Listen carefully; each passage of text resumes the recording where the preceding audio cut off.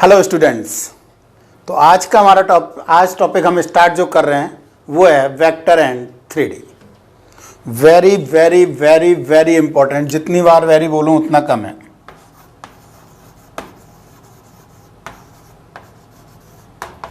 हम बेटा वेक्टर और 3D अलग से भी लेंगे, पर वेक्टर में भी 3D पढ़ाते जाते हैं हाथ के हाथ। ठीक है, एक चीज़ ये ध्यान रखना, और ये बहुत ज़्यादा इंपॉर्टेंट। इन दोनों टॉपिकों को मिला दिया जाए, वेक्टर और 3D को, तो ये लगभग हर साल 5 to 9 क्वेश्चंस हैं। एक आधे साल होंगे जब 5 से कम आए होंगे। 5 to 9 क्वेश्चन का मतलब समझ रहे हो, 20 to 30 मार्क्स, सिर्फ और सिर्फ दो टॉपिक। यदि एक बोलो तो एक, जो भी आपकी मर्जी है। वेक्टर और 3D अलग अलग करो तो दो टॉपिक, और सिर्फ वेक्टर 3D एक साथ बोलो तो एक टॉपिक से 20 to 30 marks IIT JEE advance में हर साल आता है। तो आप लगा सकते हो इस टॉपिक की इंपॉर्टेंस कितनी है बेटा। तो इसलिए ध्यान देना। और मैं ये गारंटी के साथ कह सकता हूँ, वेक्टर में तो फिर भी मैं ये बोल रहा हूँ कि आप थोड़ा सा घुमा दिया, हो सकता है प्रॉब्लम आ जाए आपको। 3D में आपको कितना भी घुमा ले वो आप नहीं घुमाओगे, यदि आप ध्यान से जो मैं जैसे पढ़ा रहा हूँ वैसे यदि पढ़ लोगे तो। आप, ये मैं गारंटी से कह रहा हूँ आप लोगों को। ठीक है, तो अपना आज का टॉपिक पहले ऑब्वियसली है, किससे स्टार्ट करते हैं? वेक्टर से। शुरू में डेफिनेशन होती है, आपको ही पता है, लिखते जाओ फटाफट। फर्स्ट है बेटा, पहले तो वेक्टर एंड स्केलर्स। हेडिंग लिखो, vectors and scalars. Vector scalar में लिखो, the physical quantity we deal with in generally 2 types. Physical quantity को हम जनरली 2 टाइप में डील करते हैं। लिखो, the physical quantities are generally of 2 types. First, scalar quantity.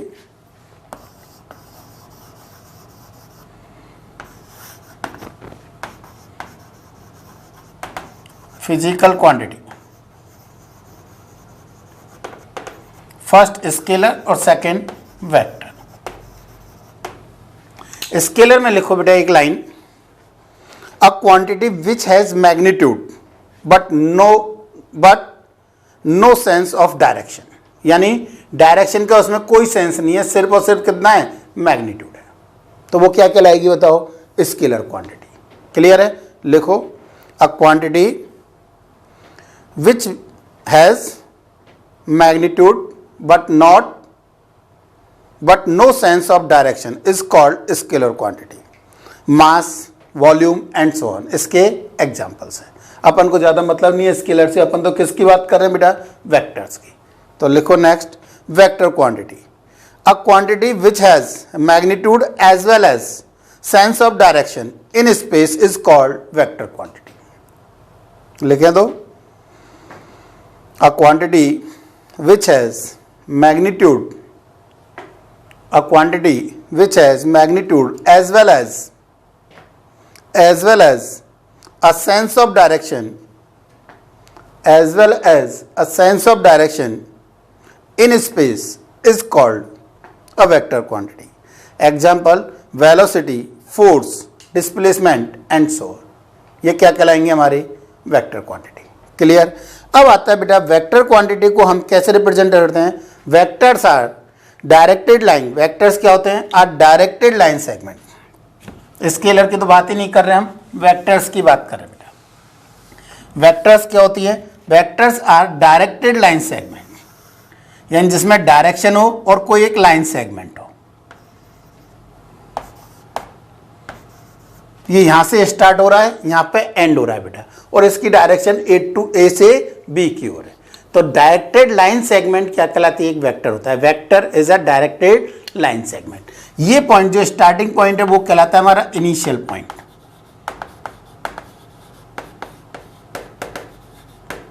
और जो एंड पॉइंट है वो कहलाता है बेटा हमारा टर्मिनल पॉइंट।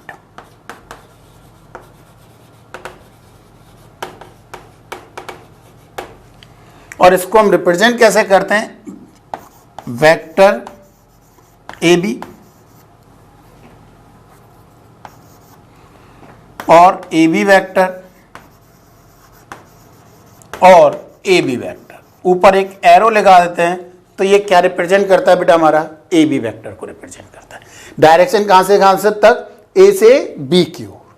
बी ए वेक्टर लिख रहा हूं तो डायरेक्शन कहां से कहां तक? बी से ए की ओर। क्लियर, समझ में आया? तो ये क्या कहलाता है हमारा ए बी वेक्टर, यानी यहाँ से यहाँ तक, ठीक है। अब इसका अभी एक चीज आता है मैग्नीट्यूड ऑफ, जो ये लेंथ है, लेंथ सेगमेंट कहाँ से कहाँ तक, ए टू बी, ये ए से बी तक की जो लेंथ है वो क्या कहलाती है, मैग्नीट्यूड कहलाती है। इसकी क्या कहलाती है, magnitude. Magnitude of A B vector, इसको हम कैसे लिखते हैं बेटा, ए बी वेक्टर का magnitude, length from A to B, और भी लिखना चाहें तो length from A to B, A से जो बी की लेंथ है वो क्या कहलाती है, हमारी मैग्नीट्यूड कहलाती है इसकी। क्लियर है, कोई प्रॉब्लम है कोई? तो अब एक कोई भी ए बी वैक्टर जैसे लिख दिया मैंने, जो आपने पढ़ रखा है, इसलिए मैं बोल रहा हूं कि ए बी वैक्टर, यदि मैं इसको ए वैक्टर लिख रहा हूं तो A B vector is equal to A vector, कोई भी लिख सकते हो आप, 3i cap plus 4j cap plus 5k cap. तो इसका मैग्नीट्यूड मैंने नहीं पढ़ाया अभी, पर मैं मान के चल रहा हूँ इतना पढ़ रखा है आपने।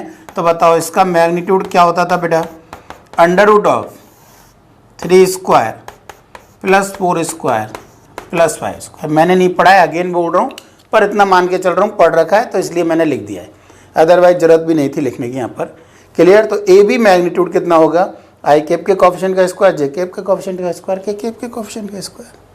क्लियर, तो डायरेक्टेड लाइन सेगमेंट है, vector are physical quantity which have magnitude as well as direction. Clear, अब इसमें कुछ इंपॉर्टेंट पॉइंट्स आते हैं, इंपॉर्टेंट्स डेफिनेशंस आती हैं बेटा। क्या क्या लिखो, फर्स्ट इंपॉर्टेंट पॉइंट्स क्या क्या है। फर्स्ट है बेटा जीरो वेक्टर या नल वेक्टर, नाम से ही क्लियर हो रहा है, जीरो वेक्टर और नल वेक्टर एक ही लिख सकते हो चाहो तो, जरूरत नहीं है। जीरो वेक्टर या नल वेक्टर बेटा लिखो इसमें एक line, a vector of magnitude zero, a vector of magnitude zero, basically in this vector initial and terminal points are same. कोई एक वेक्टर है जिसका मैग्नीट्यूड जीरो है, यानी ये पॉइंट, ये क्या कहलाता है, नल वेक्टर। इसका ऑब्वियसली यही तो टर्मिनल पॉइंट हो गया बेटा, और यही इनिशियल पॉइंट्स, ये तो एंड पॉइंट है और यही स्टार्टिंग वाला पॉइंट्स हमारा। तो initial and terminal points are same, are known as zero vector और null vector. Clear, are known as zero vector या नल वेक्टर। बताओ इसकी डायरेक्शन कोई भी आर्बिट्ररी होती है, कोई भी डायरेक्शन हो सकती है बेटा, क्यों फिक्स है ही नहीं कुछ। तो नल वेक्टर की डायरेक्शन क्या हो सकती है, कोई भी आर्बिट्ररी हो सकती है। ठीक है, तो direction of null vector is arbitrary, direction of null vector is arbitrary. It is clear, कोई डाउट? नेक्स्ट बेटा, नेक्स्ट आता है हमारा यूनिट वेक्टर। क्या, यूनिट वेक्टर। मीनिंग क्या बताओ यूनिट वेक्टर का, यूनिट वेक्टर क्या बोल रहे हैं बताओ। यूनिट का मतलब उसका मैग्नीट्यूड कितना होना चाहिए बेटा, 1 होना चाहिए, तो वो क्या कहलाएगी हमारी यूनिट वेक्टर। लिखो तो इसमें एक line, a vector of unit magnitude is called a unit vector. A vector of unit magnitude is called a unit vector. A vector of unit magnitude is called a unit vector. Direction of unit vector obviously A vector की direction होगी, तो basically ये क्या represent करता है बेटा, एक direction को ही रिप्रेजेंट कर रहा है। रीजन, क्यों, मैग्नीट्यूड तो फिक्स है। यदि मैं ये बोलूं ये कोई ए वेक्टर है बेटा, यहां से यहां तक, तो इसमें कहीं से कहीं तक, पहली बात तो इस ए वेक्टर को, यूनिट वेक्टर को किससे रिप्रेजेंट करते हैं बेटा, कैप से रिप्रेजेंट करते हैं। ए कैप का मतलब unit vector of A, cap, इसको क्या बोलते हैं अपन, कैप बोलते हैं बेटा। ठीक है, तो बताओ क्या बोल रहे हैं, ए कैप। ए कैप का मतलब यूनिट वेक्टर्स। ठीक है, ए का यूनिट वेक्टर। इधर देखो, अब मैं कहीं से कहीं तक इसमें 1 यूनिट ले दूं बेटा, यहां से यहां तक, मैंने ये मान लिया, ये यहां से यहां तक बेटा 1 यूनिट, लेंथ वाइज 1 है ये। तो ये जो मैंने येलो से लिखा है वो क्या कहलाएगा, ए कैप कहलाएगा। एक ही डायरेक्शन में ही कितने यूनिट का, 1 यूनिट का, कहीं जरूर नहीं है स्टार्टिंग से, कहीं कहीं तक भी ले दो आप, तो वो क्या कहलाएगा बेटा, यूनिट वेक्टर कहलाएगा। आया समझ में? तो इंपॉर्टेंट है ये, ध्यान रखना है। ठीक है, इसका मतलब एक्स की डायरेक्शन में यूनिट वेक्टर बोलो तो आई कैप, एक्स की डायरेक्शन में, यानी इस डायरेक्शन में, ये एक्स तीनों बना देता हूं भाई मैं, एक्स वाई जेड।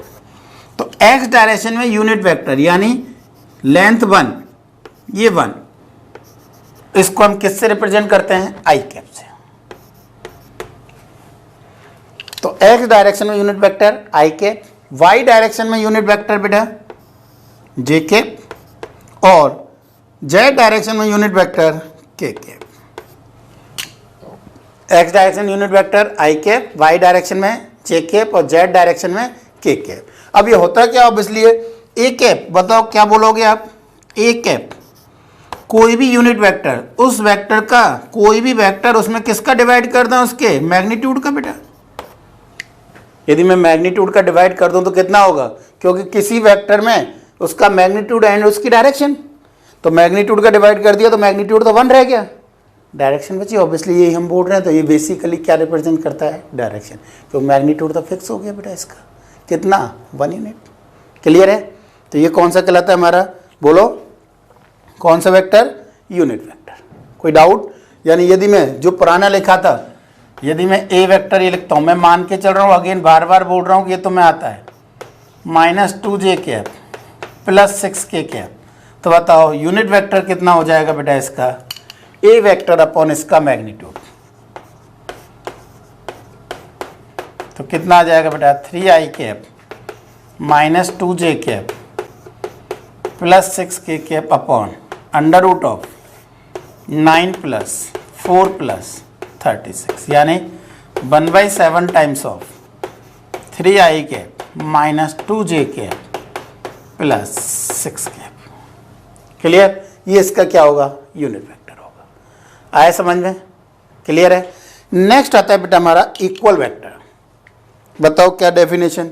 जनरली आप लोग गलत डेफिनेशन बोलते हैं, आप लोगों में से ज़्यादातर जनरली इक्वल वेक्टर की गलत डेफिनेशन बोलते हैं भाई। बताओ इक्वल वेक्टर क्या बोल रहे हैं? कि सर मैग्नीट्यूड सेम हो और डायरेक्शन सेम हो, तो वो वेक्टर क्या कहलाता है? Equal vector. यही बोलते हो ज़्यादातर तुम लोग। 2 vectors which have equal magnitude and same direction are known as equal vector, जबकि ये गलत है। कैसे? देखो, मैंने क्या लिया बेटा, एक ईस्ट टू नॉर्थ या वेस्ट कर देता हूं, चलो ईस्ट टू वेस्ट डायरेक्शन में 10 यूनिट का वेलोसिटी, और दूसरा क्या लिया बेटा मैंने, ईस्ट टू वेस्ट में ही कितने का? 10 यूनिट का ही, 10 यूनिट का क्या बेटा? फोर्स। अब बताओ, एक वेलोसिटी ली मैंने, एक फोर्स ली है, तो बताओ ये ईस्ट टू वेस्ट वही 10 यूनिट, दोनों का मैग्नीट्यूड सेम है? बिल्कुल सेम है। डायरेक्शन सेम है? बिल्कुल सेम है। क्या दोनों इक्वल वेक्टर है? नहीं है भाई। इसका मतलब क्या मिसिंग था? कि सेम फिजिकल क्वांटिटी को भी रिप्रेजेंट करने चाहिए। तो ये जनरली आप लोग गलत लिखते हो बेटा, ध्यान रखना इसको, ठीक है ना? तो क्या डेफिनेशन हुई बताओ? 2 vectors are said to be equal if they have equal magnitude, same direction and equal magnitude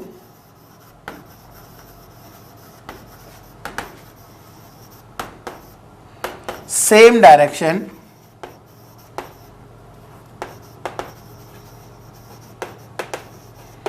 and represent same physical quantity and represent same physical quantity।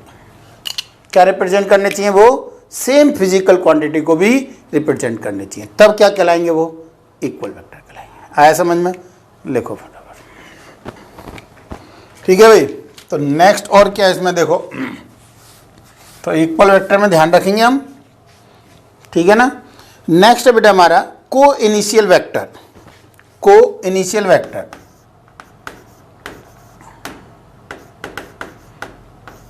को इनिशियल वेक्टर, ये कौन से वेक्टर होते हैं?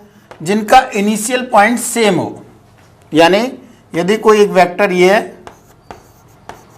एक वेक्टर ये है, एक वेक्टर ये है, तो इनिशियल पॉइंट क्या है बेटा? सेम है, तो ये क्या कहलाएंगे? को इनिशियल वेक्टर। लिखना चाहे तो एक लाइन लिख सकते हैं, vectors having same initial point are known as coinitial vector. Clear है? A vector having same initial point are known as coinitial vector. Next आता है बेटा इसमें क्लासिफिकेशन ऑफ वेक्टर्स। वेक्टर्स को हमने जनरली दो पार्ट में divide किया बेटा, एक फ्री वेक्टर और एक लोकलाइज वेक्टर। एक फ्री वेक्टर और एक लोकलाइज वेक्टर। लिखो फ्री वेक्टर में बेटा, first free vector, all such vectors are those which when transformed into space from one point to another point, fast हो गया क्या? थोड़ा स्लो लिख लो, लिखो फटाफट। all such vectors are those which when transformed into space from one point to another point without affecting their magnitude and direction, without affecting their magnitude and direction, can be considered as equal. That is, the physical effect produced by them remains unchanged. कहने का मतलब क्या है बेटा? Mainly ये होना चाहिए कि डेफिनेशन बोर्ड में आती नहीं है, ना कंपटीशन में आती है, हमें मीनिंग क्लियर होना चाहिए। फ्री वेक्टर का मतलब क्या है कि यदि एक वेक्टर ये है, इधर ध्यान दो, यदि एक वेक्टर ये है, ये वेक्टर की मैग्नीट्यूड ये है और डायरेक्शन ये इधर से इधर की हो, इसको मैं यहाँ मूव करूँ, यहाँ मूव करूँ, यहाँ मूव करूँ, यहाँ मूव करूँ, कहीं भी मूव करूँ, ये सब सेम है, तो वो कौन सा, मतलब कहीं कोई इफेक्ट चेंज नहीं हो रहा है, तो वो कौन सा कहलाएगा बताओ? ये कहलाएगा हमारा फ्री वेक्टर। और मैथ्स में हम कौन से वेक्टर यूज़ करते हैं? जो भी वेक्टर यूज़ करते हैं वो हमारे लिए फ्री वेक्टर इन जनरली। मैथ्स में कहीं भी फोर्स के अलावा, फोर्स कहीं आ रहा हो तो अलग बात है, वो मैथ्स में जनरली नहीं यूज़ करते हम, तो ये सब कौन से कहलाते हैं? हमारे फ्री वेक्टर कहलाते हैं। ठीक है। और यदि कोई लोकलाइज वेक्टर कौन सा है, इधर दो डेफिनेशन लिखा दूंगा, मैं पहले बता देता हूँ। लोकलाइज वेक्टर कौन सा? ये कोई वेक्टर था, ठीक है, मैंने क्या किया, यदि मैं इसके सेंटर पर क्या लगाता हूँ? फोर्स लगाया, तो ये क्या देगा? डिस्प्लेसमेंट देगा। बोलो, एक कोई वेक्टर था, मैंने इसके सेंटर पर फोर्स लगाया बेटा, तो ये क्या करेगा? डिस्प्लेस करेगा उसको। ठीक है, यही फोर्स, ध्यान दो इधर बेटा, यदि मैं यहाँ लगाऊं तो ये क्या करेगा? रोटेट करेगा, इसको टॉर्क प्रोड्यूस करेगा। तो दोनों की फिजिकल क्वांटिटी चेंज हुई या नहीं हुई? बिल्कुल चेंज हुई। तो ये कौन सा कहलाएगा हमारा? बोलो, लोकलाइज वेक्टर कहलाएगा, फ्री वेक्टर नहीं होगा। और यदि मैं इसको कहीं भी कैसे भी मूव करूं तो वो कौन सा कहलाएगा? Free vector. मैंने इस फोर्स को, ये वाला फोर्स वेक्टर, इस फोर्स को जैसे मैंने यहाँ से यहाँ मूव किया तो इफेक्ट चेंज हुआ कि नहीं हुआ? तो ये वेक्टर मेरा कैसा कहलाएगा? बोलो, लोकलाइज वेक्टर। लिखो तो एक line, localise vector. Localise vector they cannot be moved from one point to another point, यानी उसको क्या नहीं कर सकते? हम मूव नहीं कर सकते। जैसे ही मूव करेंगे क्या हो जाता है? उनमें कोई ना कोई physical quantity, different physical effect if line of application is change. In this vector, different physical effect if line of application is change. वही है। और मैथ्स में कौन से यूज करते हैं बताओ? मैथ्स में हम जनरली कौन से? बोलो, फ्री वेक्टर यूज करते हैं। तो free vector meaning clear, localise meaning clear बेटा। तो फ्री वेक्टर कौन से कहलाते हैं? जो हम एक पॉइंट से दूसरे पॉइंट, यहाँ से कहीं भी मूव करा दिया हमने, मैग्नीट्यूड सेम, डायरेक्शन सेम, कहीं भी मूव करा दिया। और लोकलाइज में मूव नहीं करा सकते, कुछ ना कुछ चेंज हो जाएगा, इफेक्ट आ जाएगा, तो वो कौन सा कहलाएगा? Localise vector. 3 क्वेश्चन बेटा छोटे छोटे से लिखो। First, how many vectors which are perpendicular to a plane? How many vectors which are perpendicular to a plane? बोलो आंसर, बोलो। How many vectors which are perpendicular to a plane? Answer is infinite. ऐसे कितने vector हैं जो plane के perpendicular है? इधर देखो, ये मैंने प्लेन मान लिया। क्या मान लिया मैंने? प्लेन मान लिया। इस प्लेन का ये परपेंडिकुलर वेक्टर है, बिल्कुल है। ये मैग्नीट्यूड, डायरेक्शन ऊपर की ओर। यदि मैं ये कह रहा हूं इसको मैंने यहां कर दिया तो ये बताओ सेम है ये तो मेरे लिए।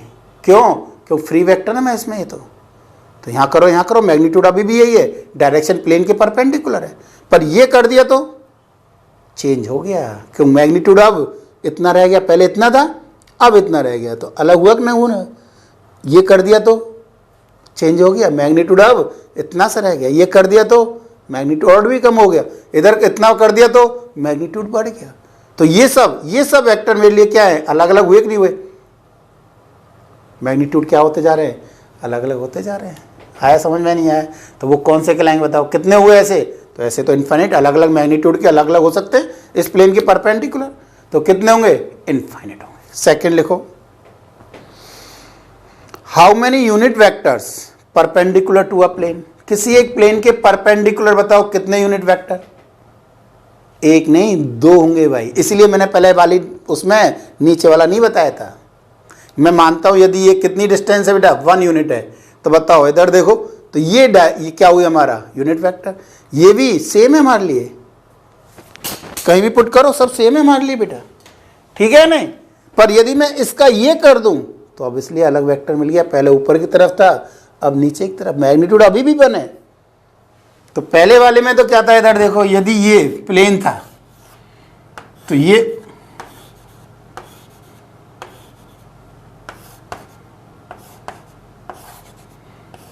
ऐसे कितने हो सकते थे? इनफाइनाइट हो सकते थे। ये तो पहले वाले का क्वेश्चन। दूसरे वाले में ये मान रहा हूं प्लेन है, तो बताओ ये परपेंडिकुलर, अब इसको यहां बनाओ कहीं बनाओ, मैग्नीट्यूड उतना ही रखना है, अलग अलग नहीं करना है। या फिर नीचे हो सकता था, एक दो ही हो सकते हैं, एक ऊपर और एक नीचे। क्लियर? नेक्स्ट एक और लास्ट क्वेश्चन बेटा इसी में ही, तीसरा, how many unit vectors perpendicular to a line? How many unit vectors perpendicular to a line?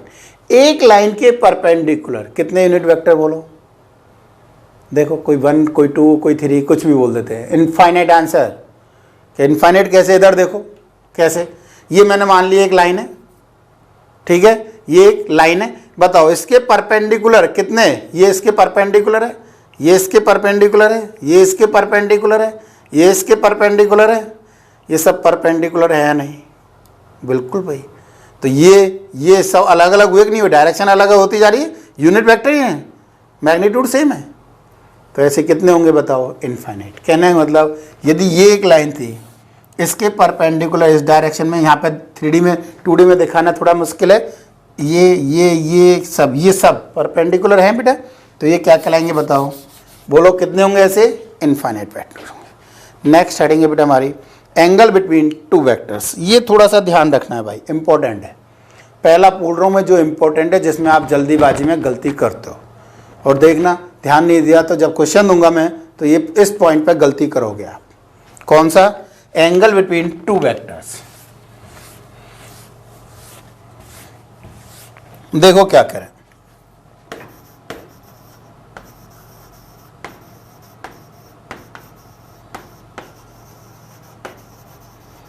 बेटा किसी पॉइंट पर जिस पर एंगल हम ले रहे हैं उस पर दोनों वेक्टर या तो इनिशिएट होने चाहिए या फिर टर्मिनेट होनी चाहिए, यानी ये एंगल है हमारा। यदि ये वेक्टर ए वेक्टर है और ये वेक्टर बी वेक्टर है, तो ए वेक्टर नोटेशन क्या है इसका? B vector. ये वेल डिफाइन है भाई। ए वेक्टर ऊपर की तरफ एरो लगा दिया, कैप्सा लगा दिया, बी वेक्टर बीच में लगाया, ये ध्यान देना। तो इसका मीनिंग क्या है? Angle between A and B.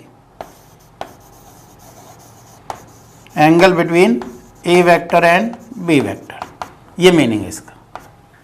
और इसको हम क्या लिख देते हैं? थीटा। कितना? ए वेक्टर बी। मैंने क्या बोला था?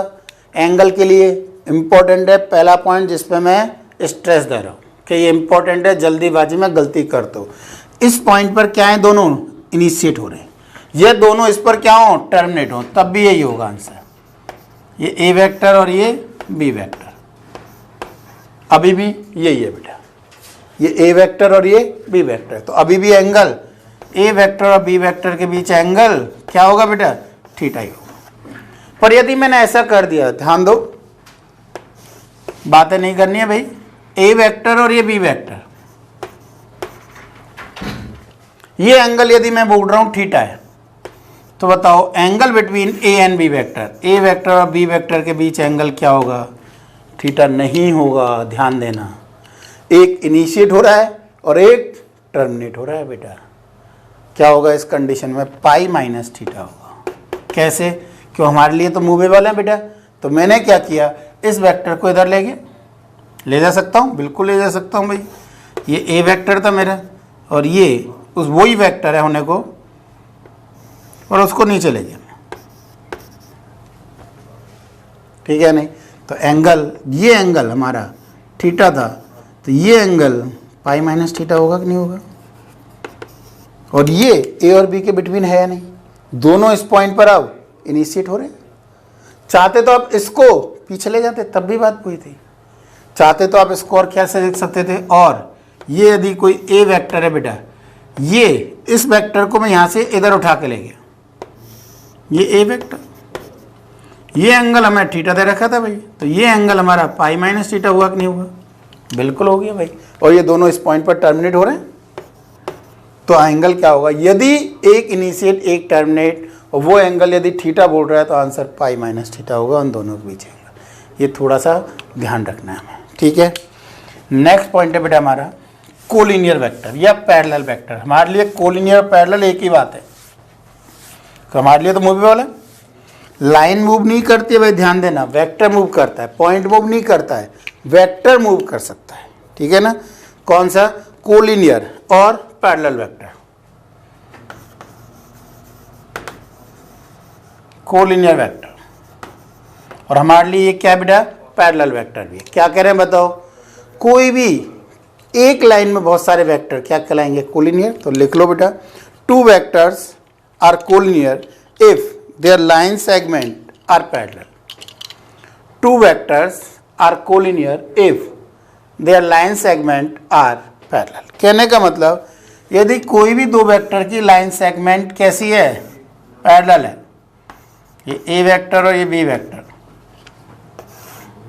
ये ए वेक्टर और ये बी वेक्टर, चलो पी लिख देता हूं, क्यू कर देता हूं इसको,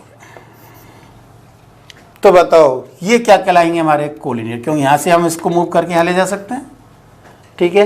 पर यदि यहां देखो इसको, इसका मतलब है, इसमें क्या डिफरेंस रहा, इसका मतलब बेटा मैग्नीट्यूड का डिफरेंस रहा, डायरेक्शन तो सेम है, ठीक है नहीं, सेम का मतलब सेम डायरेक्शन, वो अभी लिखा रहा हूं। यदि मैं ये बोल रहा हूं इसका मतलब A vector is equal to lambda B vector लिख सकता हूं मैं इसको, lambda is any scalar if lambda is greater than 0 then like parallel. Like parallel का मतलब दोनों की डायरेक्शन सेम है, थीटा 0 है, एंगल बिटवीन में लिख देना बेटा, थीटा कहां से कहां तक था, 0 to पाई होता है भाई, एक चीज लिख देना बेटा वहां पे ना, एंगल बिटवीन टू वेक्टर्स में थीटा कहां से कहां तक बेटा, 0 to पाई होता है, एक नोट करके लिख देना बेटा। और लैम्डा लेस देन 0 है, तो ये कौन से होंगे बेटा, अनलाइक पैरेलल वेक्टर। अनलाइक का मतलब थीटा पाई हो जाएगा अपोजिट डायरेक्शन में, जैसे कि ये पी और क्यू कैसे हैं, अनलाइक पैरेलल वेक्टर, और जबकि ये लाइक पैरेलल वेक्टर, क्योंकि दोनों की डायरेक्शन सेम, ठीक है। तो यदि कोई कोलिनियर है, तो एक वेक्टर को लैम्डा टाइम्स ऑफ वेक्टर लिख सकते हैं बेटा, रीजन सिर्फ और सिर्फ, डायरेक्शन तो सेम है ही दोनों की, मैग्नीट्यूड का ही तो ये मैग्नीट्यूड को रिप्रेजेंट करेगा, उसके कितना डिफरेंस है दोनों में, जो भी रेशो को रिप्रेजेंट करेगा मैग्नीट्यूड के को। क्लियर है नहीं, तो अब इसमें क्या लिख रहे हैं बताओ, if A vector and B vector are non zero vector, non zero collinear vector, then कैसे लिख सकते हैं हम, A vector is equal to lambda times of B vector, then A vector is equal to lambda times of B vector. If a vector and b vector are non-zero non-collinear vector, non-zero non-collinear vector, then vector a vector is equal to lambda times of b vector. अब यहां पर एक point लिखो बेटा, लिखो two vectors, important है ये, two vectors are collinear vector then they are known as linearly dependent vector. क्या कहलाते हैं? Linearly dependent vector.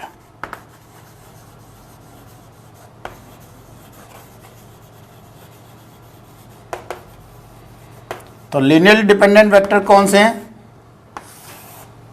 जो कोलिनियर वेक्टर है। टू वेक्टर्स कैसे हैं बेटा? लिखो, दोबारा बोल देता हूं मैं, two vectors are collinear vectors then they are known as linearly dependent vectors, then they are known as linearly dependent vector. अब इसमें अगेन एक और पॉइंट लिखो, अगेन इंपॉर्टेंट है बेटा, ये काफी इंपॉर्टेंट है। लिखो, if two vectors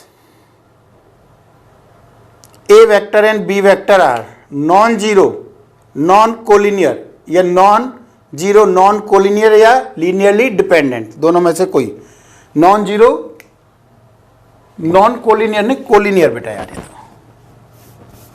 non-zero, linearly dependent vector, non-collinear गलत लिख दिया था बेटा मैंने, कैसे हैं? linearly dependent। दोबारा बोल देता हूं, two vectors A vector and B vector are non-zero linearly dependent vector, linearly dependent vector, linearly dependent vector, then and x A vector plus y B vector is equal to 0, then x plus y is equal to 0, then x plus y not simultaneously 0, ध्यान देना, not simultaneously 0। इसमें थोड़ा सा बेटा linearly independent का बोल दिया मैंने, थोड़ा सा रिपीट कर देता हूं मैं इसको दोबारा से, रिपीट कर देता हूं, ध्यान दो। A vector and B vector are non zero linearly dependent vector and x A vector plus y B vector is equal to 0, then x and y not simultaneously 0, simultaneously 0। ध्यान देना, थोड़ा सा मैं प्रूव कर देता हूं, क्लियर हो जाएगा। मैंने क्या लिखा था बेटा? A vector is equal to lambda B vector, किसके लिए? कोलिनियर या लीनियरली डिपेंडेंट के लिए, कोलिनियर या लीनियरली डिपेंडेंट लिखा था। मैंने क्या किया, लैम्डा को माइनस इस फॉर्मूला आने के लिए y upon x, x zero नहीं हो सकता यहाँ पर बेटा, क्या नहीं हो सकता? एक्स जीरो नहीं हो सकता। तो ये क्या देगा बताओ? A vector is equal to Y और एक्स कोई कांस्टेंट है बेटा, तो बताओ ये क्या आ गया? X A vector plus Y B vector is equal to, आ गया होगा समझ में आ रहा? तो इसलिए पहले थोड़ा सा गलत बोला हूँ, आ गया था, तो वो ध्यान देना बेटा, ठीक है।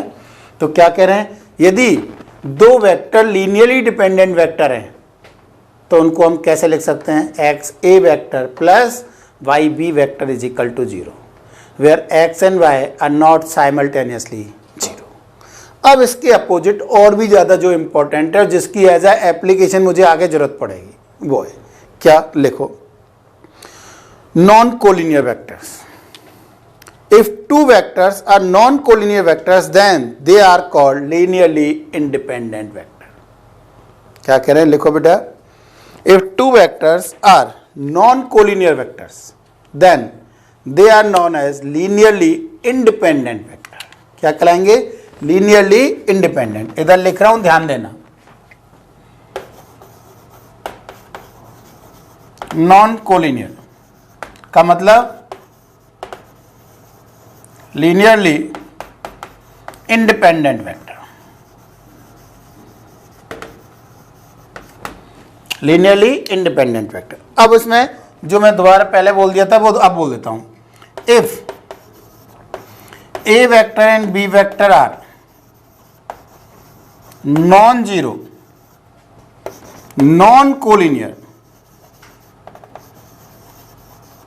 या linearly independent,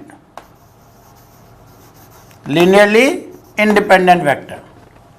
if A vector and B vector are non zero non collinear या फिर linearly independent vector and x A vector plus Y B vector is equal to zero. फिर भी यही दे रखा है बेटा में, X A vector plus Y, उल्टा लिख दिया, Y B vector is equal to zero, where x and y scalar quantity है। देन क्या रिजल्ट होगा बेटा, x is equal to zero and y is equal to zero. Then x is equal to, ये important है बेटा as a application, clear है। यानी यदि मैं ये बोल रहा हूँ इधर देखो एक a वेक्टर इधर है, एक b वेक्टर इधर है, तो दोनों कोलिनियर है क्या, नहीं है, अलग अलग है, ठीक है नहीं। अब यदि मैं ये लिख दूँ कि x minus one A vector plus y minus two B vector is equal to zero, तो बताओ क्या आंसर होगा, x minus one is equal to zero and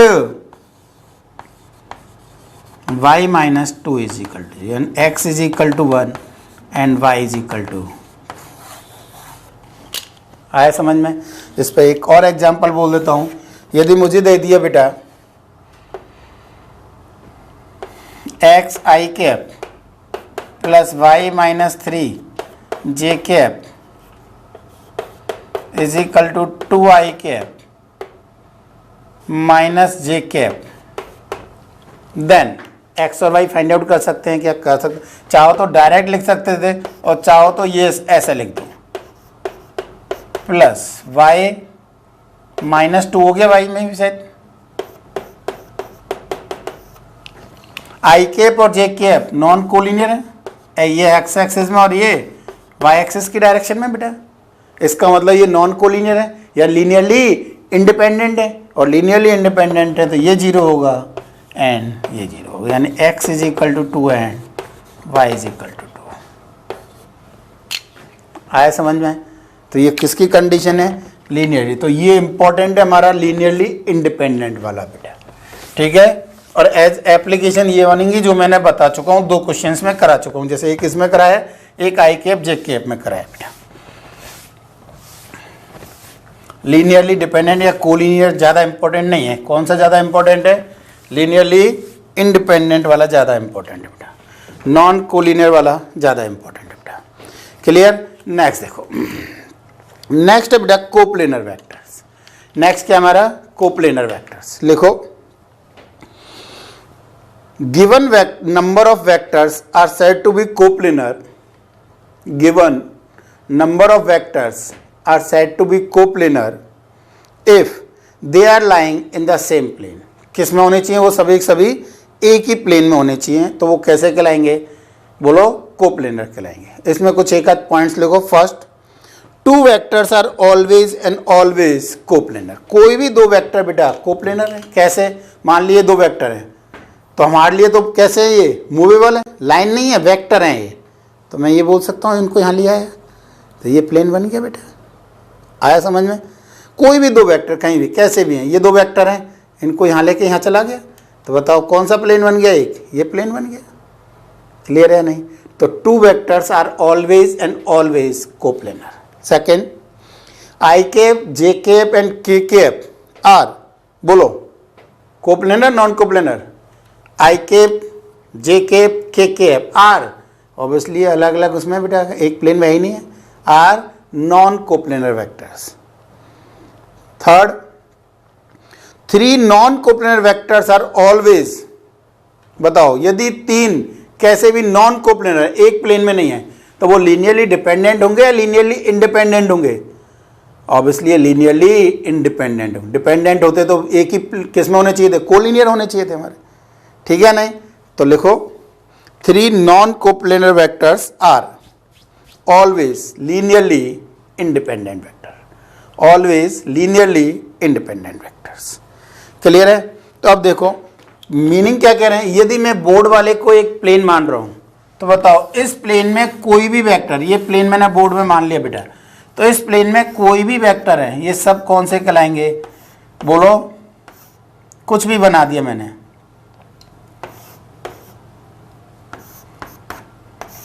ये सब वेक्टर कैसे हैं बेटा, कोप्लेनर वेक्टर है, एक ही प्लेन में लाई कर रहे हैं। क्लियर। हाँ भाई, नेक्स्ट आता है बेटा हमारा पोजीशन वेक्टर। बेटा क्या? Position vector. ये भी काफ़ी काम का है हमारा। ये अलग बात है, इजी है, कोई खास बात है नहीं।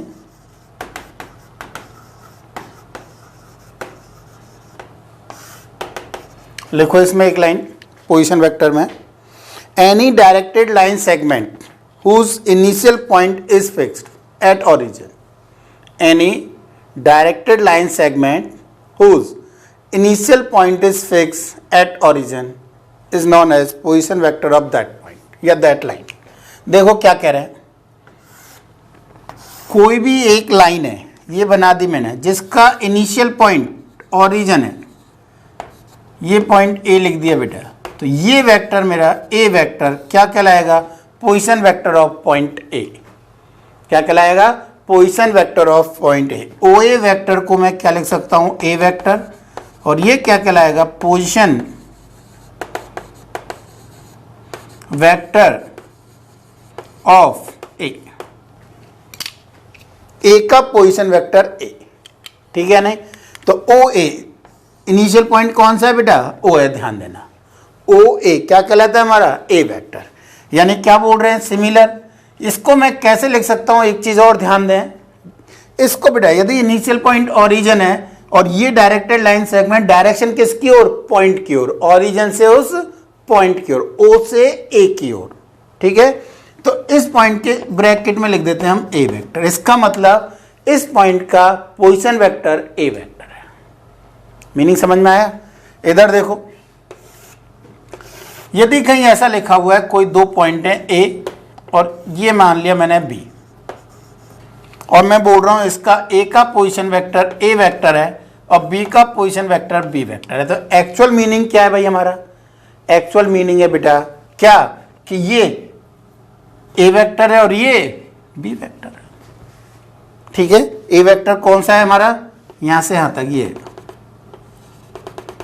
ये वेक्टर हमारा ए वेक्टर है एक्चुअल में, पर इसको हम ऐसे लिखते नहीं है, ठीक है? क्यों? बहुत बड़ा हो जाएगा, समझ में नहीं आएगा क्या करना है। एक्चुअल में ये बी वेक्टर है बेटा, ठीक है? तो ए बी वेक्टर को हम क्या लिख सकते हैं? और A B vector position vector of B minus position vector of A. Position vector of B minus position vector of A, यानी B vector minus A vector. Final minus initial, final minus initial. ध्यान रखो, final मतलब B, position vector of B minus position vector of A. आया कैसे? तो उसके लिए हम क्या करें? नेक्स्ट है हमारा, वहां से क्लियर हो जाएगा, ट्रायंगल लॉ बेटा। क्या कह रहे हैं हम? Triangle law of addition.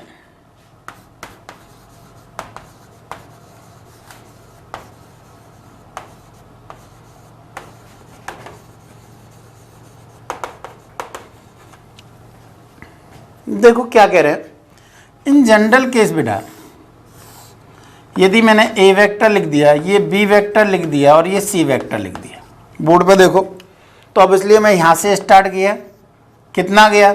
A vector plus यहाँ से यहाँ तक गया बी वेक्टर प्लस यहाँ से यहाँ आ गया सी वेक्टर। ऑब्वियसली कितना डिस्प्लेसमेंट हुआ?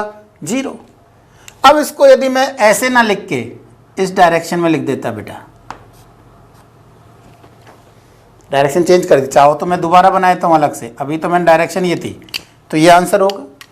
अब दूसरा क्या किया मैंने, ये ए वेक्टर, ये बी वेक्टर और ये सी वेक्टर कर दिया मैंने। देखो इधर ए वेक्टर यहाँ से स्टार्ट किया, ए वेक्टर प्लस बी वेक्टर यहाँ पहुँच गया। अब यहाँ से यहाँ जा रहा हूँ मैं, ऑब्वियसली इसकी डायरेक्शन अपोजिट है तो इसको माइनस सी बोल दूँ। माइनस लगाने पर डायरेक्शन चेंज होगी या नहीं होगी? यदि सी वेक्टर ये है तो देखो इधर ये वेक्टर माइनस सी बोल सकता हूँ मैं, बिल्कुल बोल सकते हैं भाई। तो यहाँ से यहाँ तक minus C vector is equal to 0, यानी A vector plus B vector is equal to C vector. कहने का मतलब क्या है बेटा कि कोई भी दो डायरेक्शन सेम होंगी और एक अपोजिट, तीनों डायरेक्शन सेम है तो सम 0 हो जाएगा। तीनों डायरेक्शन सेम है, यहाँ से यहाँ, यहाँ से यहाँ, यहाँ से यहाँ, तो सम 0 हो जाएगा। और यदि एक अपोजिट है, दो सेम है, तो जिन दो सेम है उनका सम जिसके अपोजिट है, जो अपोजिट है उसके इक्वल होगा। जैसे कि मैं एक दो और बना देता हूं। यदि कहीं ये लिखा हुआ है बेटा, उल्टा कर देता हूं, चलो ये मान लिया ए वेक्टर, ये मान लिया बी वेक्टर, ये मान लिया सी वेक्टर। अब बताओ किसकी डायरेक्शन कैसे कैसे जा रही है। यदि मैं यहां से जाता हूं तो ये है नहीं, कौन सी हुई, क्लॉकवाइज डायरेक्शन, और ये बेटा ऐसे हुई, ये भी ऐसे हुई, तो इन दोनों की डायरेक्शन सेम है। तो यानी मैं क्या कहूंगा, ये प्लस ये is equal to A vector. आया समझ में, ये क्लियर है। तो कैसे भी बनाओ आप, तो यदि लगता है कि सर कंफ्यूज हो रहे हैं यहाँ से, तो बेटर ये यहाँ से स्टार्ट कर दो आप। ए वेक्टर यहाँ से यहाँ अपोजिट डायरेक्शन है माइनस बी वेक्टर, यहाँ से यहाँ अपोजिट डायरेक्शन है माइनस सी वेक्टर।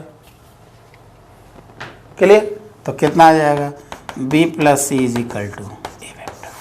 तो इसी से ये प्रूव होता है भाई। कैसे, देखो इधर, अब मुझे ए बी वेक्टर चाहिए था। क्या चाहिए था मुझे, ए बी वेक्टर चाहिए था। ट्रायंगल और लगा दें इसमें, ये यहाँ से स्टार्ट कर रहा हूँ, ध्यान दो बेटा क्या लिखा मैंने, A vector plus A B vector is equal to, इसकी अपोजिट है उसके, is equal to B vector. तो A B vector is equal to B vector minus A vector, यानी position vector of B minus position vector of A. यानी और भी लिखना चाहे तो O B minus O, O B minus O. यानी कभी भी कोई भी एक चीज और ध्यान दे सकते हो बेटा, यदि मुझे ए बी वेक्टर लिखना है तो मैं क्या लिख सकता हूं, कोई भी कभी भी बीच में कोई भी पॉइंट और कर दो आप, A P vector plus P B vector. क्या किया मैंने, ध्यान दो, इधर ही बना देता हूं। ये बेटा ए पॉइंट है और ये बी पॉइंट है, और मैं इस ए बी वेक्टर की बात कर रहा हूं, बीच में मैंने एक पी पॉइंट और ले लिया। तो obviously A P vector plus P B vector is equal to A B vector होगा कि नहीं होगा, होगा भाई। तो कोई भी इधर एक आध और लिख देता हूं मैं, ये जनरलाइज है कहने का मतलब, ध्यान रखना है, गलती नहीं होनी चाहिए। P Q vector plus Q R vector, बोलो डायरेक्ट पी आर वेक्टर, कुछ लिखने की जरूरत नहीं, कुछ करने की जरूरत नहीं, दोनों सेम कैंसिल हो जाएंगे एक तरह से। भाई मैं लिखना क्या चाह रहा हूं बताओ, position vector of Q minus position vector of P plus position vector of R minus position vector of Q. तो ये तो कैंसिल हो गया, तो क्या बचा, position vector of R minus position vector of P, position vector of R minus position vector of E. तो ये पी आर हुआ कि नहीं हुआ, फाइनल माइनस इनिशियल। क्लियर है या नहीं, आया समझ में। तो ऐसे लिख सकते हो। तो ये ट्रायंगल लॉ में भी और पोजीशन वेक्टर दोनों में ही ध्यान रखनी है चीजों को। क्लियर। अब आता है बेटा ट्रायंगल की जगह पैरेललोग्राम लॉ, एडिशन लॉ, इसलिए पैरेललोग्राम में भी क्या करें, वो ट्रायंगल का ही लॉ है, पर ये ध्यान रखोगे तो थोड़ा सा बेटर रहता है।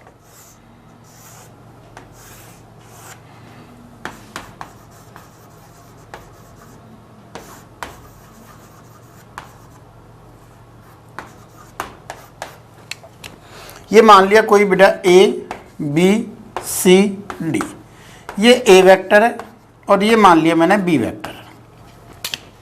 बोर्ड पे देखो, अब यदि मैं बोल रहा हूँ पैरेललोग्राम है पहले से ही, तो बताओ ये वेक्टर हमारा बी वेक्टर बोल सकता हूँ, बिल्कुल बोल सकता हूँ भाई। मैंने क्या किया, इस वेक्टर की बात करना चाह रहा हूँ। ये वेक्टर बताओ ए से सी की डायरेक्शन में, ये प्लस ये इज इक्वल टू ये होगा कि नहीं होगा, बिल्कुल होगा। यानी ये क्या हो जाएगा बेटा, A vector plus B vector. Clear. और यदि मैं इस वेक्टर की बात करना चाह रहा हूं, इधर देखो, यदि मैं इस वेक्टर की बात करना चाह रहा हूं तो बताओ क्या लिखूंगा मैं, D B vector minus A vector plus B vector is equal to 0। तो D B vector is equal to D vector A vector minus B vector. तो ये कौन सा वेक्टर हो जाएगा हमारा, A vector minus B vector. Direction भी ध्यान रखोगे, दोनों याद रहने चाहिए। ये कब और ज़्यादा काम का, इधर देखो हमें क्या बोलता है बेटा, एक ऑरिजिन बोल देता है ओ ए बी और सी। मान लिया ओ ए सी बी एक पैरेललोग्राम है, ये ऑरिजिन है, इसका पोजीशन वेक्टर ए वेक्टर और इसका पोजीशन वेक्टर बी वेक्टर है। इधर देखो, इसका मतलब ये वेक्टर बेटा ए वेक्टर हो गया, ये ऑरिजिन है, ये वेक्टर बेटा बी वेक्टर हो गया, तो ये वेक्टर भी बी वेक्टर हो गया। तो बताओ ये वेक्टर कितना हो गया, A vector plus B vector. इसका मतलब इसको क्या लिख सकता हूँ मैं, A vector plus B vector. कैसे, ऑरिजिन है ये, तो ये A B A plus B vector, A vector plus B vector है, तो इसलिए सी का पोजीशन वेक्टर हुआ कि नहीं हुआ। तो ये ध्यान रखेंगे, यदि ए वेक्टर है, ये बी वेक्टर है, ये ऑरिजिन है, तो ये क्या हो जाएगा बेटा, A plus B vector in parallelogram. Clear, ध्यान रखोगे, ये रिजल्ट काम का है भाई। तो ये तो जनरल चीजें हुई हमारी, किसके बारे में, वेक्टर्स के बारे में। अब आते हैं बेटा हमारा distance formula and section formula. अब यदि मैं कोई, पहले तो पोजीशन वेक्टर में 3 के लिए और बताया तो बेटा मैंने 2 के लिए जनरली बताया था। यदि ये एक्स एक्सिस, ये वाई एक्सिस और ये जेड एक्सिस, एक पॉइंट है कोई भी पी, चलो एक्स वाई जेड ही लिख देता हूँ। इसका मतलब एक्स एक्सिस में कितने डिस्टेंस, एक्स डिस्टेंस बेटा, ये एक्स, ये वाई और ये एक्चुअल में ऐसे यहाँ पे पॉइंट, तो ये जेड डिस्टेंस हो। मीनिंग समझ में आ रहा है भाई। इधर देखो, ये कॉर्नर है कोई भी, तो कॉर्नर का कोई भी, एक एक्स एक्सिस है, एक वाई एक्सिस है और एक जेड एक्सिस है। एक्स एक्सिस में बाई चांस मैं बोल देता हूँ 3 4 5, तो एक्स एक्सिस में 3 यूनिट, वाई एक्सिस में 4 यूनिट, जेड एक्सिस में 5 यूनिट। ये पॉइंट आ गया, आया समझ में, क्लियर है। तो ये एक्स एक्सिस, ये वाई एक्सिस के पैरेलल और ये जेड एक्सिस के, जेड एक्सिस एक्चुअल में ये है, तो इसके पैरेलल यहाँ पर, तो ये पॉइंट होगा। पर यहाँ पे तो कैसे दिखाऊंगा मैं इसको, इसलिए यहाँ पे दिखा रखा है बेटा। तो इस पॉइंट को, इस वेक्टर को क्या लिख देता हूँ मैं, OP vector is equal to x i cap plus y j cap plus z k cap. X i cap plus y j cap plus z k cap बेटा। तो बताओ ओपी का मैग्नीट्यूड कितना दिख रहा है, under root of X square plus Y square plus Z square. I के coefficient का स्क्वायर प्लस वाई के कोफिशिएंट का स्क्वायर प्लस के जे के कोफिशिएंट का स्क्वायर प्लस के कैप के कोफिशिएंट का स्क्वायर। ये क्या होता है हमारा ओपी का मैग्नीट्यूड। अब यदि मैंने यही 2 पॉइंट में कर दूं बेटा, मैं यहाँ पे कोई भी एक 2 पॉइंट है बेटा, ये ए और बी, ये x1 y1 z1 और ये x2 y2 z2। तो बताओ ए बी वेक्टर क्या लिखोगे, position vector of B minus position vector of A, B minus A यानी x2 minus x1 I cap plus y2 minus y1 J cap plus z2 minus z1 K cap. तो इसका magnitude कितना हो जाएगा, या ए से बी की distance कितनी हो जाएगी, length of A B under root of x2 minus x1 या x1 माइनस x2 का whole square plus y2 minus y1 का whole square plus z2 minus z1 का होल स्क्वायर। तो हम वेक्टर और उसका डिस्टेंस निकाल सकते हैं, लेंथ निकाल सकते हैं, मैग्नीट्यूड निकाल सकते हैं बेटा, क्लियर है। अब आता है इसमें दूसरा, और क्या आता है, एक सेक्शन फॉर्मूला। इधर लिख रहा हूं, देखो क्या आता है बेटा, सेक्शन फॉर्मूला। क्या कह रहे हैं, देखो यदि कोई ए पॉइंट है जिसका पोजीशन वेक्टर ए वेक्टर है और एक बी पॉइंट है जिसका position vector B vector, actual में क्या है बता चुका हूं, कहीं ओ होगा, ओ से ए की डायरेक्शन में जो वेक्टर होगा, लाइन सेगमेंट होगी, वो क्या कहलाएगी हमारी ए वेक्टर। ओ से बी ये क्या कहलाएगी बी वेक्टर। यहाँ पे कोई भी एक पी पॉइंट है बेटा जो इसको इंटरनली डिवाइड कर रहा है, जिसका पोजीशन वेक्टर आर पॉइंट बोल देता हूँ, चलो आर वेक्टर है, ठीक। इसको m रेस टू n में डिवाइड कर रहा है, तो आर वेक्टर का रिजल्ट क्या होगा जो हमने कोऑर्डिनेट में पढ़ा है वही है, m b vector plus n a vector upon m plus. और यदि यही एक्सटर्नल डिवीजन होता तो, ये तो इंटरनल डिवीजन बेटा, यही एक्सटर्नल डिवीजन होता तो पहले मैं इसका प्रूफ देता हूँ। देखो प्रूफ क्या है, क्या मैं लिख सकता हूँ A R vector upon M is equal to R B vector upon N, बिल्कुल लिख सकते हैं। तो N into A R vector position vector of R minus position vector of A, M into R B vector position vector of B minus position vector of R बेटा। तो यहाँ से क्या रिजल्ट दिख रहा है, N R vector minus N A vector is equal to M B vector minus M R vector. तो बताओ R vector is equal to, इसको इधर लगे इसको इधर लगे, तो M B vector plus N A vector upon M plus N. Clear है नहीं? तो आर का पोजिशन वेक्टर ऑफ आर कितना हो गया, R vector is equal to, यदि ये मिड पॉइंट होता तो बेटा 1:1 एंड एम और एन की जगह 1:1 रख देते। तो यदि मिड पॉइंट होता तो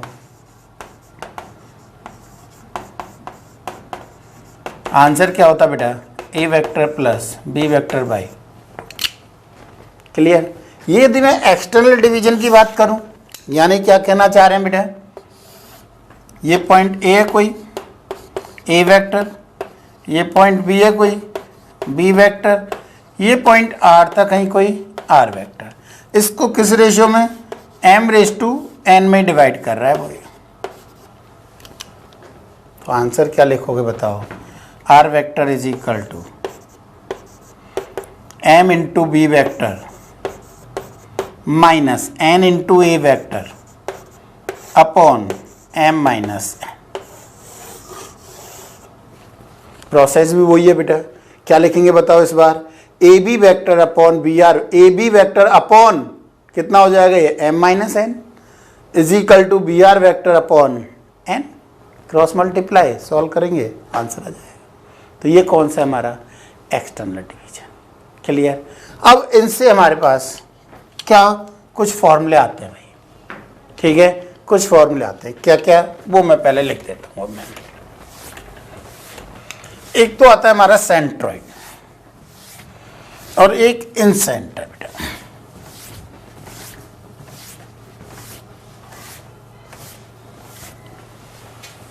उसके बाद और क्वेश्चंस देखो क्या कह रहे हैं। देखो इधर यदि कोई एक ट्रायंगल है A B C, A vector, B vector and C vector. इसके सेंट्रोइड क्या होता था बेटा, point of intersection of medians. ये मैं मान रहा हूँ मीडियन है डी, एक इधर कहीं भी, ये मैंने मान ली ए, ठीक। मीडियन है इसका मतलब इसको क्या लिख सकता हूँ मैं, B vector plus C vector by 2 बेटा बोल सकता हूँ। अब नेक्स्ट देखो, तो इधर देखो ये सेंट्रोइड है यदि जी, तो ये किस रेशियो में डिवाइड करता है इसको, 2:1। क्लियर? तो 2 इंटू इतने 1 इंटू इतने, यानी पोजिशन वेक्टर ऑफ जी का मतलब सेंट्रोइड बेटा। कितना रिजल्ट है बताओ, पोजिशन वेक्टर ऑफ जी, बोलो भाई 1 इंटू ए वेक्टर, 2 इंटू इतने B plus C vector by 1 plus 2 यानी 3। तो डायरेक्ट याद रखेंगे बेटा, position vector of centroid is vertex A vector plus B vector plus C vector by 3। Clear है? एक चीज़ और ध्यान रखोगे बेटा, जो सेंट्रोइड होता है वो इस ट्रायंगल को कितने में, 3 इक्वल एरियाज में डिवाइड करता है। कभी कभी इस पर पूछ लेते हैं, एक्सक्यूज मी यार, कभी कभी यानी ये एरिया यदि मैं इसको हटा दूं यहाँ से, ये एरिया और ये एरिया तीनों कैसे होते हैं बेटा? इक्वल होते हैं। ठीक है, ध्यान रखोगे। दूसरा आता है इसमें बेटा, ये तो किसका था? Position vector of centroid. Next position vector of in centre.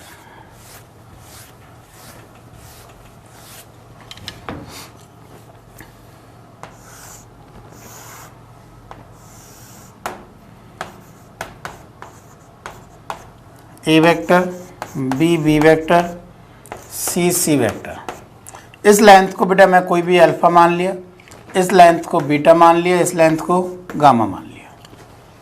ठीक है, इस लेंथ को अल्फा माना है, इस बी सी लेंथ को, बी से सी की डिस्टेंस अल्फा है। ऐसे ही ए सी डिस्टेंस बीटा है, ये गामा है। हम किसकी बात कर रहे हैं? इन सेंटर की। याद करो इन सेंटर होता क्या है? बोलो, एंगल बाइसेक्टर का point of intersection, point of intersection of angle bisector. इधर देखो, एक एंगल बाइसेक्टर ये बनाया बेटा मैंने।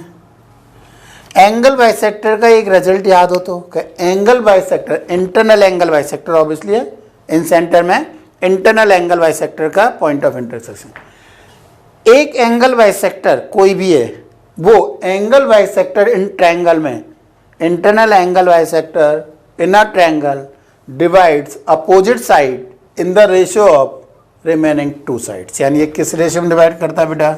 गामा रेस टू बीटा में डिवाइड करेगा।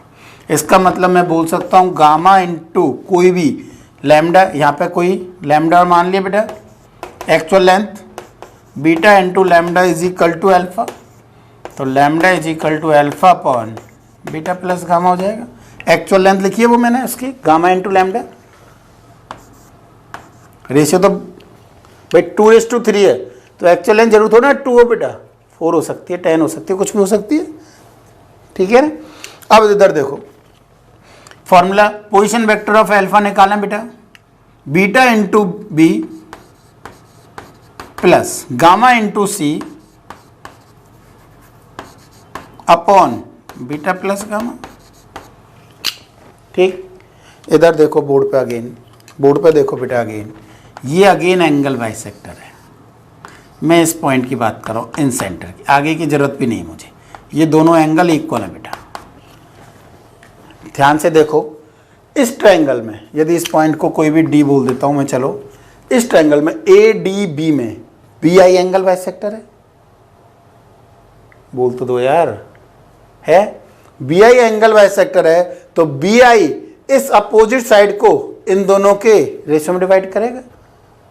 अब ये भी बताया, तो बताओ किस रेशियो में डिवाइड करेगा? लैम्डा रेस टू 1 में। लैम्डा गामा रेस टू गामा, तो लैम्डा रेस टू 1। लैम्डा कितना है बेटा? Alpha upon beta plus gamma. तो बताओ किस रेशियो में डिवाइड करेगा ये? Alpha beta plus gamma. Yes और नो? तो बताओ। अब बोर्ड पे देखो, position vector of incentre I, बोलो आंसर क्या होगा? अल्फा इंटू इतने प्लस ये इंटू इतने, ये इंटू इतने करोगे तो बोलो beta B vector plus gamma C vector upon ये प्लस ये, यानी alpha plus beta plus gamma. आया समझ में? ये तो था हमारा क्या? Position vector of in centre. ऐसे ही बेटा हमें याद हो तो एक्स सेंटर की क्या कंडीशन है बताओ? एक्स सेंटर क्या होता है? हार्मोनिक कॉन्जुगेट आई और I1 I डैश जो भी बोलते हो, I1 I2 I3 ट्रिग्नोमेट्री में बताए हुए हैं। इसके अपोजिट कोई भी, ए के अपोजिट I1 लेते हैं इन जनरल, बी के अपोजिट I2 और सी के अपोजिट I3। याद आया? एक इंटरनल और दो एक्सटर्नल एंगल बाइसेक्टर का पॉइंट ऑफ इंटरसेक्शन क्या कहलाता था? Excentre. याद आ गया होगा। और I and I1 are harmonic conjugate of each other. Harmonic conjugate का मतलब याद था कि एक इंटरनल डिवाइड करता है तो दूसरा एक्सटर्नल डिवाइड करता है। एक्सटर्नल है, इसका मतलब या तो अल्फा का साइन चेंज करें या बीटा गामा में से एक साइन चेंज कर दें। तो इसके अपोजिट ऑब्वियसली अल्फा का साइन चेंज कर दें, तो excentre opposite to vertex ए,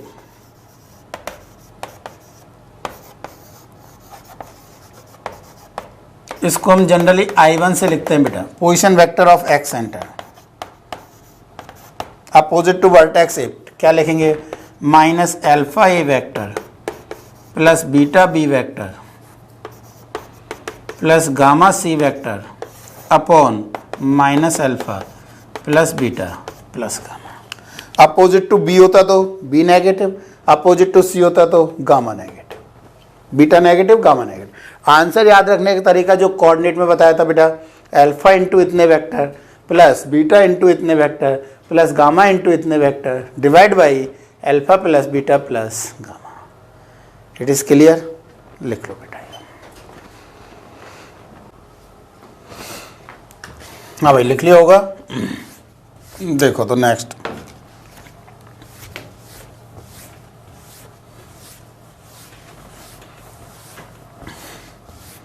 बोल रहे बेटा मैं क्वेश्चन छोटा सा है, पोजीशन वेक्टर ऑफ ए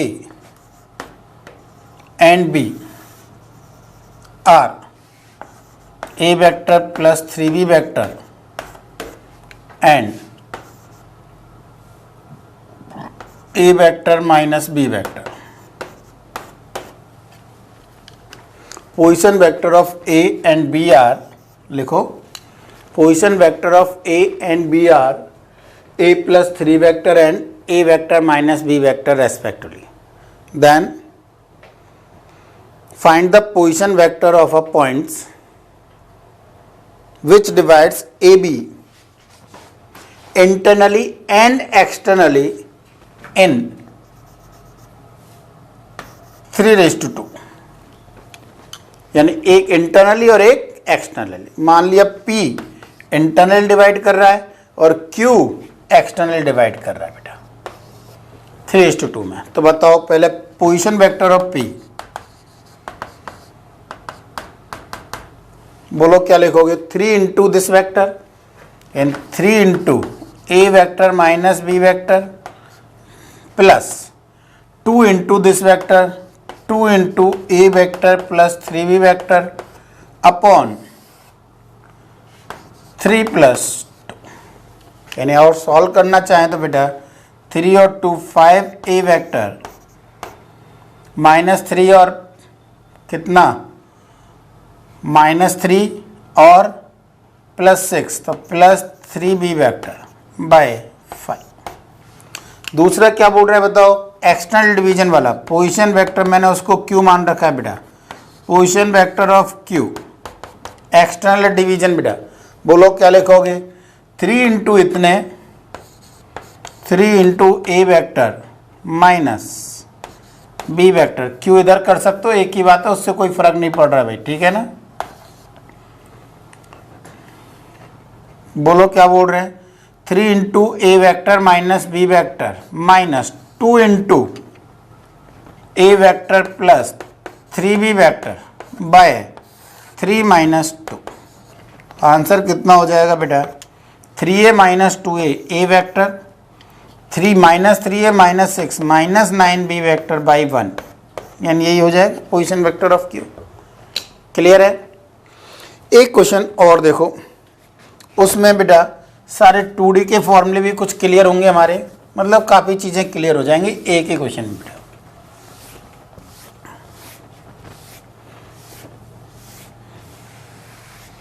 लिखो देखो क्या कह रहा है, एक ट्रायंगल दे रखा है बेटा जिसके कोऑर्डिनेट हैं in a triangle ABC,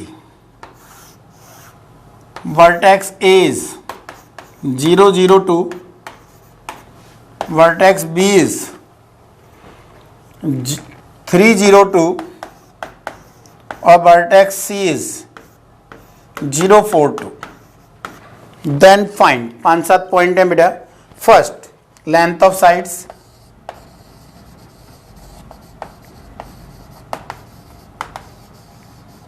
second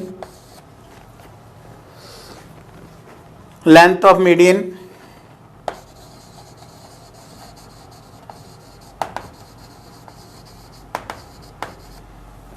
अब from the vertex A B C तीनों हो सकते हैं obviously.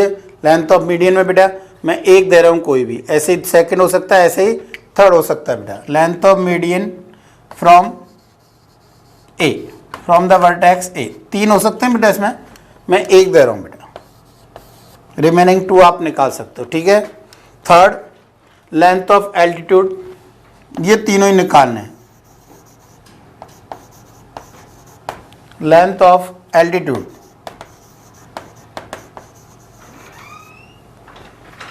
From A B and C, ये तीनों निकालने भी। फोर्थ पूछ रहा है बेटा length of angle bisector,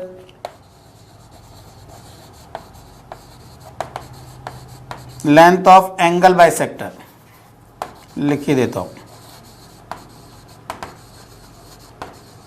length of angle bisector from, again ये तीन हो सकते हैं, मैं एक पूछ रहा हूं बेटा, from the vertex A. Fifth बोल रहा है बेटा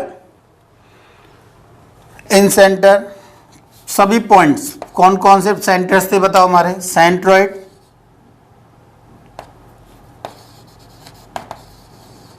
centroid, incentre, orthocentre, सरकम centre.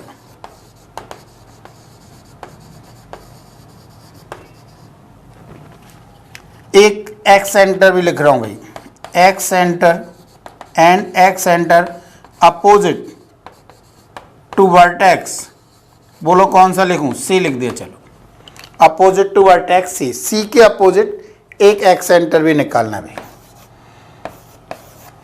6 inradius और सरकम रेडियस,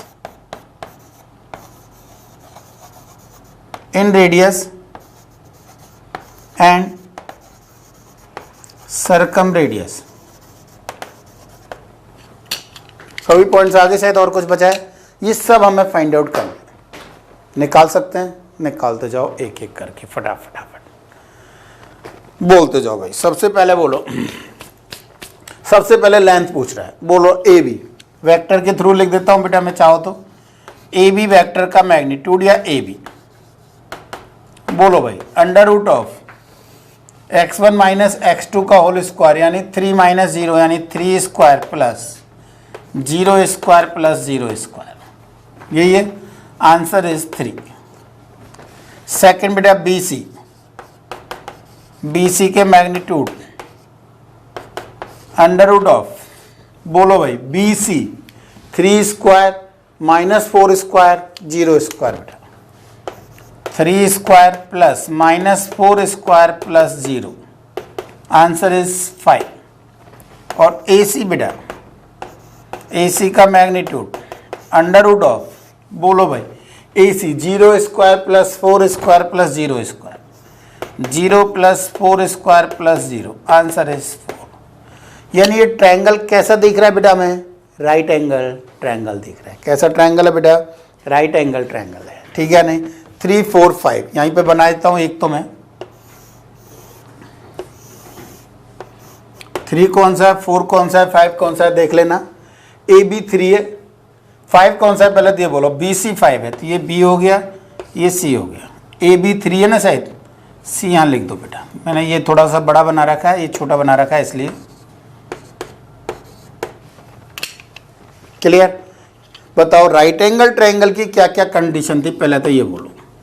राइट एंगल ट्रायंगल में राइट एंगल वर्टेक्स कोऑर्डिनेट में पढ़ा है बेटा, right angle vertex is the ortho centre. तो सबसे पहले तो मैंने पहला पॉइंट क्या लिखा, ऑर्थो सेंटर, ऑर्थो सेंटर, बोलो भाई ऑर्थो सेंटर क्या हो गया बेटा, वर्टेक्स ए, और आंसर 0 0 2। दूसरा बोलो सरकम सेंटर,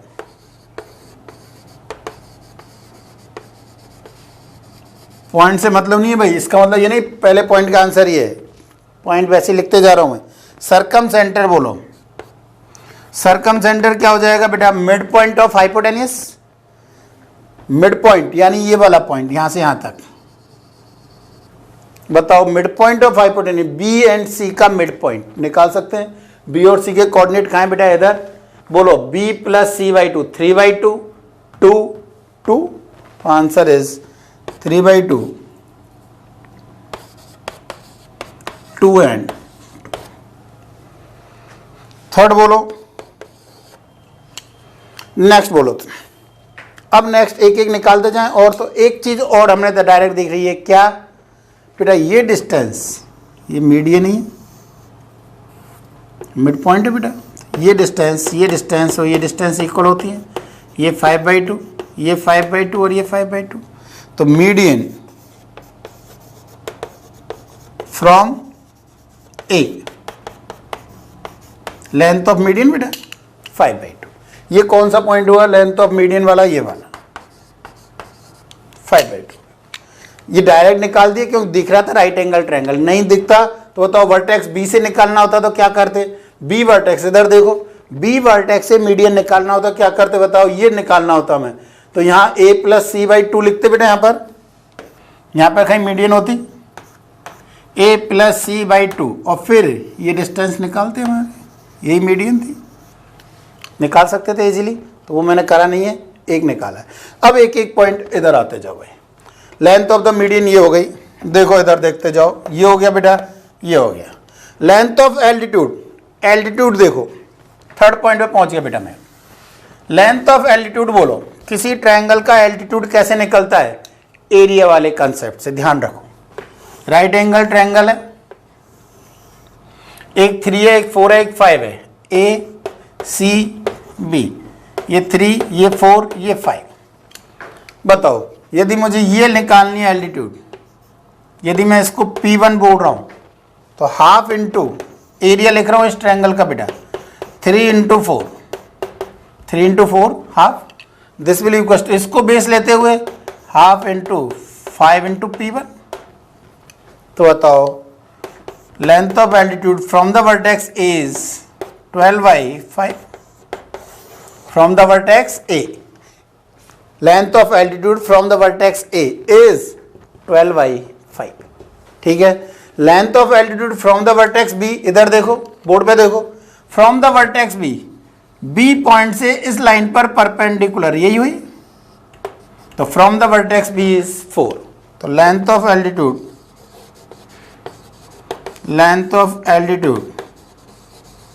फ्रॉम वर्टेक्स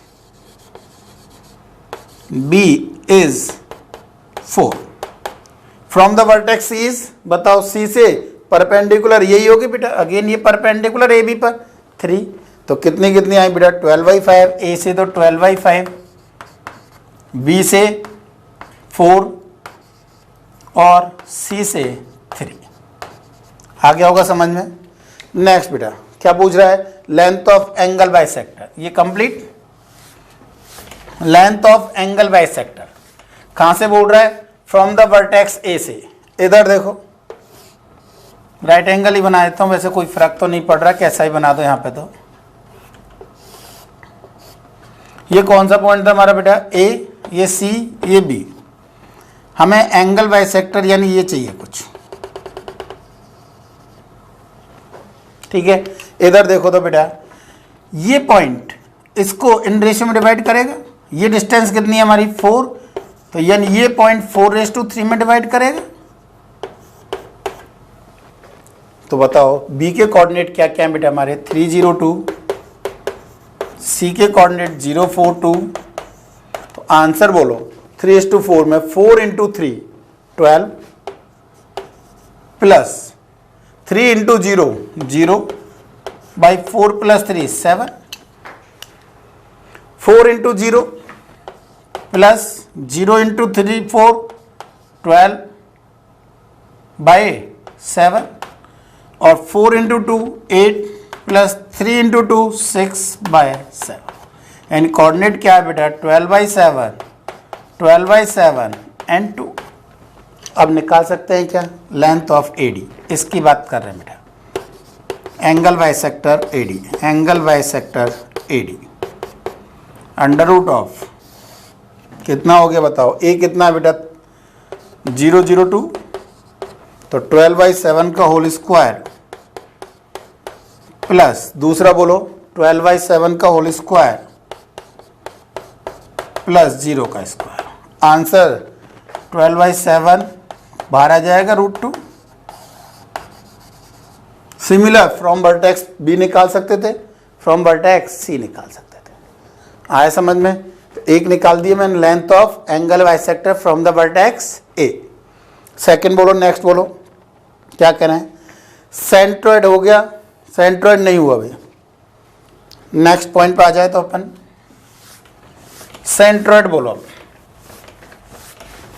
सेंट्रोइड बेटा ये तीनों का सम बाई 3, तो सेंट्रोइड जी बोलो भाई 0 plus 3 plus 0/3, 0 plus 0 plus 4/3 and 2 plus 2 plus 2/3। तो कोऑर्डिनेट क्या आ गया बेटा 1 4/3 एंड 2। ये हमारे क्या हो गए सेंट्रोइड हो गए। सेंट्रोइड इन सेंटर निकालते हैं इन सेंटर भी। इन सेंटर आई यहां लिख दूंगा बेटा। बोलो क्या था ये कितनी है हमारे पास BC बेटा BC 5 AB 3 और AC 4। फॉर्मूला याद है ये इंटू ये 5 into 0 plus 4 into 3 plus 3 into 0 upon 5 plus 4 plus 3 comma. दूसरा बोलो 5 into 0 plus 4 into 0 plus 3 into 4 by 5 plus 4 plus 3। तीसरा तो 2 आ जाएगा, तीनों में 2 है बेटा। तो आंसर क्या हो गया बताओ। इन सेंटर 1, 1, 2 इन सेंटर हो गया। ये इन सेंटर हो गया, ये सेंटर्ड हो गया, सेंटर्ड हो गया, इन सेंटर हो गया। ऑर्थो सेंटर निकाल चुके हैं हम, सर्कम सेंटर निकाल चुके हैं हम। एक centre opposite to vertex C, C के अपोजिट बोर्ड पे देखो यहां लिख देता हूं, इधर लिख रहा हूं। सी के अपोजिट को हम I3 से रिप्रेजेंट करते हैं जनरल बेटा। एक सेंटर अपोजिट टू वर्टेक्स सी बेटा, ठीक है नहीं। इधर देखो सी वाला नेगेटिव होगा और सब पॉजिटिव होंगे, यानी क्या लेंगे 5 इंटू 0, यानी इसमें सी कौन सा था ये, तो 3 वाला नेगेटिव होगा लास्ट का, ठीक है। तो क्या आएगा 0 plus 12 minus 0 upon 5 plus 4 minus 3 comma. दूसरा बोलो 0 plus 0 minus 12 upon 5 plus 4 minus 3। ये तो 2 ही रहेगा, तीनों कोऑर्डिनेट 2 है बेटा, तो अपने आप 2 ही आएगा। किसी भी रेशियो में डिवाइड करें तो ये कितना हुआ बताओ 2 कॉमा माइनस 2 कॉमा 2। ये क्या हुआ, कौन सा हुआ excentre opposite to vertex C. और बोलो इन रेडियस और सर्कम रेडियस। इन रेडियस बेटा आर, कुछ याद करो, डेल्टा अपॉन एस। डेल्टा मतलब area of the triangle, upon S का मतलब सेमी पेरीमीटर। निकाल देते हैं, तो ये हटा दें। क्या था बोलो area upon inradius R, delta upon S. Delta बेटा half into 3 into 4, right angle triangle है। एस बेटा half into sum of the 3 plus 4 plus 5। Half से हाफ कैंसिल, 12 नीचे भी 12 हो रहा है बेटा। और last circumradius. Circumradius बोलो आर, राइट एंगल ट्रायंगल में इधर देखो तो बेटा राइट एंगल ट्रायंगल में सर्कम रेडियस बोलो half of the hypotenuse. Hypotenuse is a diameter, तो सर्कम रेडियस ये कितनी है बेटा 2r इज इक्वल टू 5, तो r इज इक्वल टू, तो सर्कम रेडियस कितनी हो गई हमारी 5/2। समझ में आया या नहीं आया? तो मेनली तो एक तो एल्टीट्यूड में तो मैं प्रॉब्लम हुई होगी, और तो ये यदि पुराना फॉर्मूला याद नहीं है तो r और s में इसमें दिक्कत आई, और तो सब इजी थे। क्लियर सभी के सभी? कोई डाउट है किसी को भी? तो आज के लिए इतना ही बेटा, चलो और नेक्स्ट क्लास में करेंगे।